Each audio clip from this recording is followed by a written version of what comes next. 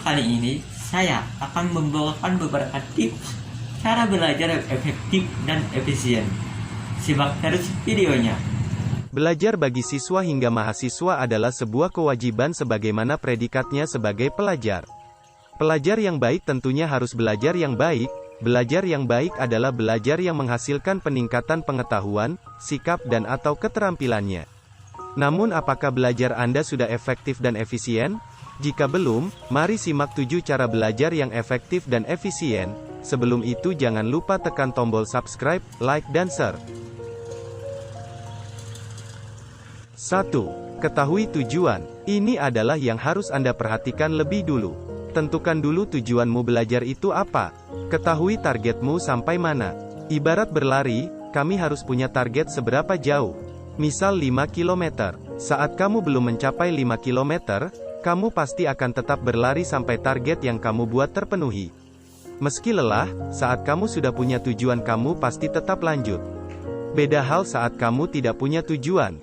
Otomatis saat kamu berlari, kamu akan berhenti kapanpun kamu mau. Karena pada awalnya kamu hanya sekedar berlari tapi tidak punya target. Begitu pula dengan belajar, ketahui apa tujuanmu belajar. Misalnya, ingin persiapan menghadapi UTBK atau SBMPTN. Kalau sudah punya tujuan, otomatis kamu sudah punya semacam pondasi yang kokoh karena kamu ingin lolos ujian dengan belajar. 2. Persiapankan diri Anda sebelum belajar. Ini sering disepelekan dan kurang diperhatikan sehingga terkadang kita belajar tapi tidak membuahkan hasil. Persiapan diri itu penting. Perhatikan kondisi tubuh saat ingin belajar. Jika Anda kurang fit, sebaiknya urungkan niat untuk belajar atau tunggu tubuh Anda cukup mendingan. Karena saat tubuh kurang fit, otak sudah tentu sulit untuk berkonsentrasi. 3. Perhatikan kondisi dan situasi. Yang harus kamu perhatikan sebelum belajar yang ketiga adalah perhatikan lingkungan atau ruang belajarmu. Usahakan tempat belajarmu cukup nyaman dan tenang. Jauhkan dirimu dari sumber suara yang mengganggu seperti televisi, suara kendaraan, dan lain-lain. Perhatikan juga situasinya, pastikan kamu sudah menyelesaikan hal yang harus kamu lakukan. Seperti melakukan kegiatan beberes rumah. Ini sering membuat niat belajar seseorang pudar. Kenapa? Saat kamu nantinya tengah asik belajar, dan tiba-tiba orang tuamu datang atau memanggilmu nanti untuk melakukan pekerjaan yang belum kamu lakukan tadi. Dan secara otomatis, konsentrasi atau fokus yang sudah kamu buat menjadi buyar seketika. Dan jangan lupa dengan kondisi perasaanmu. Cobalah belajar dalam keadaan good mood. Jika kondisi perasaanmu masih ada yang mengganjal, yakinlah belajarmu tidak akan tenang. 4. Persiapkan alat dan bahan. Ibarat memasak, belajar juga memiliki beberapa unsur-unsur seperti alat dan bahan dan berbicara soal kepentingan, bisa dibilang ini sangat penting. Persiapkan alat bantu belajarmu seperti alat tulis berupa pulpen atau pensil, tipeks atau penghapus, penggaris, buku tulis dan hal-hal yang diperlukan. Bahan belajar juga berupa sumber informasi atau hal-hal yang membantumu belajar seperti buku paket, koran, majalah, ataupun dari internet. Setelah kamu menyediakan semuanya, letakkan di dekat meja belajarmu atau di area yang mudah dijangkau. Kenapa kita harus melakukannya? Karena pada saat proses belajar dimulai, kita tidak kewalahan atau kerepotan nantinya. Ibarat ada yang salah tulis, tipeks udah ada. Ibarat jawaban di buku kurang lengkap, internet atau sumber lainnya sudah ada. Otomatis belajarmu menjadi efisien dan kamu tidak lagi harus mencari kesana kemari.